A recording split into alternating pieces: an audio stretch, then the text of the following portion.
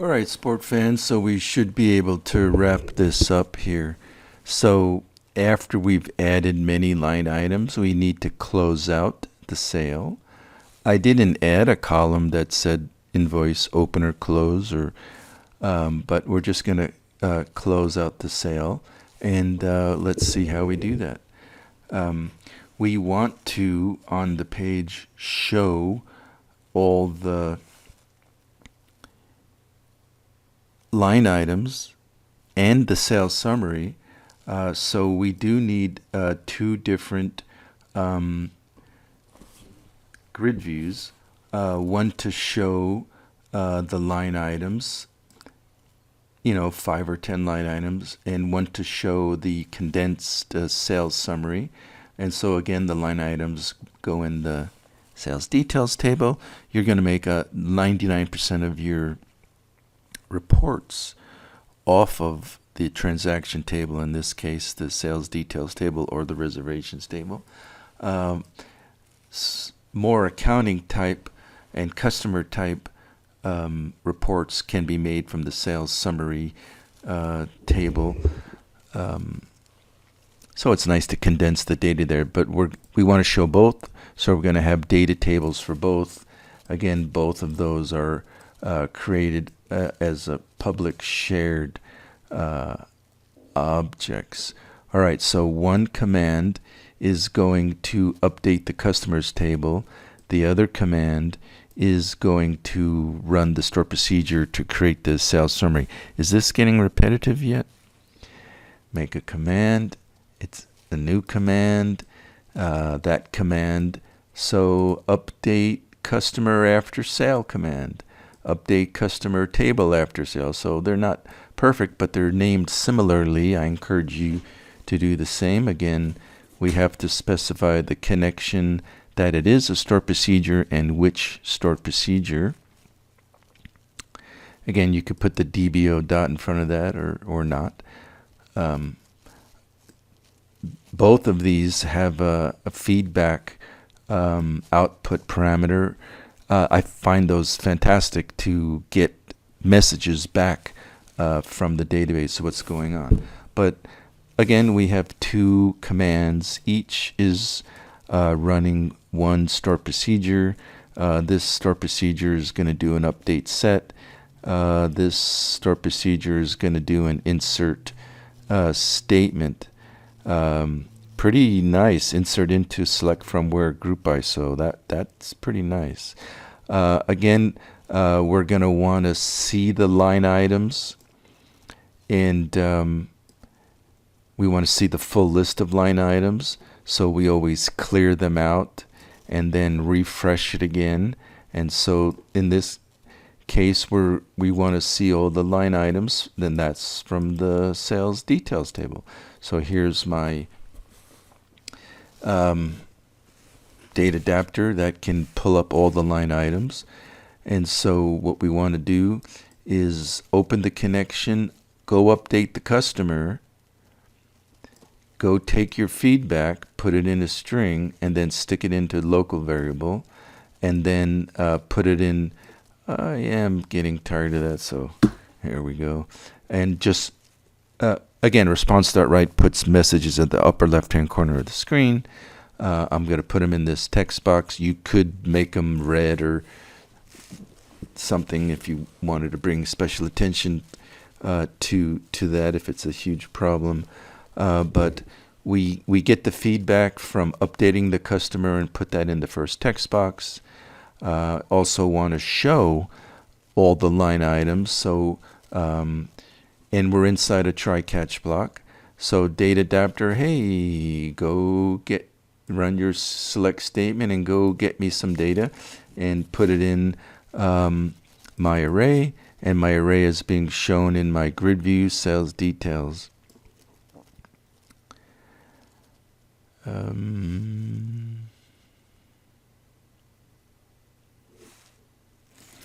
Next, we're going to run the second command that is going to create the new line for the sales summary table. So that happens right at this line 387. Go go run that insert statement. Whatever feedback, go ahead and bring it into local variable, and we will also put that into our text box. I am going to VB new line, is that it? Yeah, so very important, by the way, we're concatenating, we're adding more to the text box. So we're adding more to the text box. So ampersand equals means add more. If you forget or leave out the equal sign, that means overwrite. So if you're just adding more, then use the ampersand. And what I did with this new line is just make it go to the beginning of the text box. So starts a new line. So we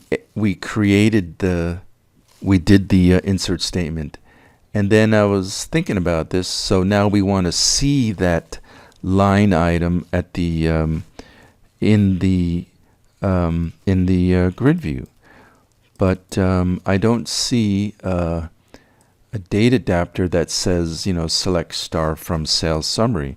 So I just did a little research, and I found I did something a little tricky. So I encourage you to join in this extension. So SP create new sales summary. Let's go take a look at it. SP create new sales summary. So go insert into the sales summary table, select from where, group by. So select the rows of data from the sales details, and then insert, and then update, and then at the end go ahead and select. And so this is actually returning, I don't normally do it like this, so that's why I forgot. This is returning a table of data, and that table of data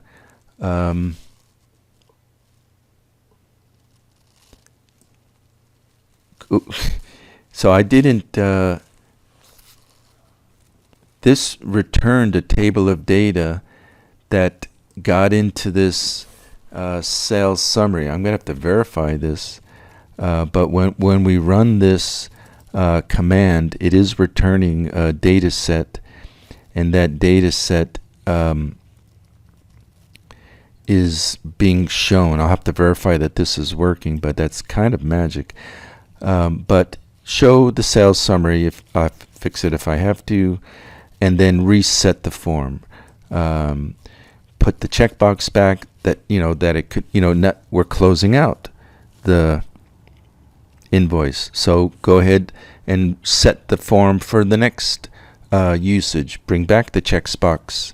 Are you a new sale? Bring back the text box for the calendar.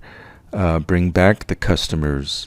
We're starting over, and unselect any product or customer and clear out any date.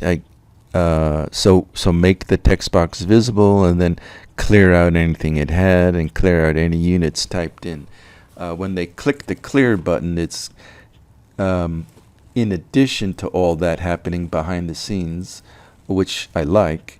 We're also hoping that they intentionally click the clear button to, although all of this could be put up into the prior procedure, so you don't have to rely on the program user to actually click the button.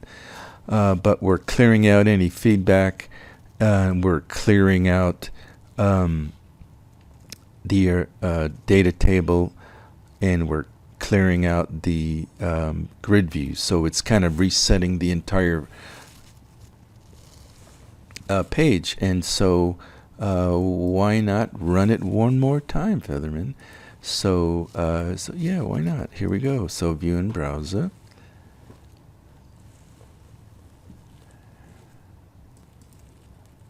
Go over here to sales, and let's get Daffy Duck, and it is a new sale.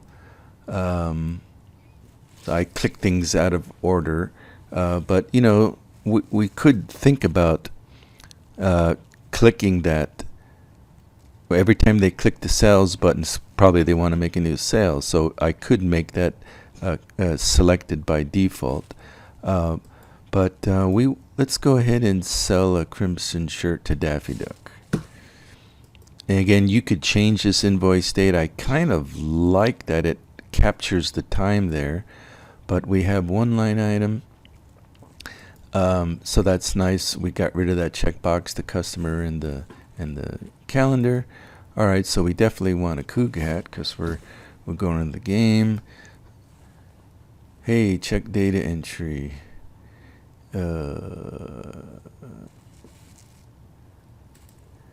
And that's all we have time for. I'm sure this will work. I did things out of order, and we'll see you next time.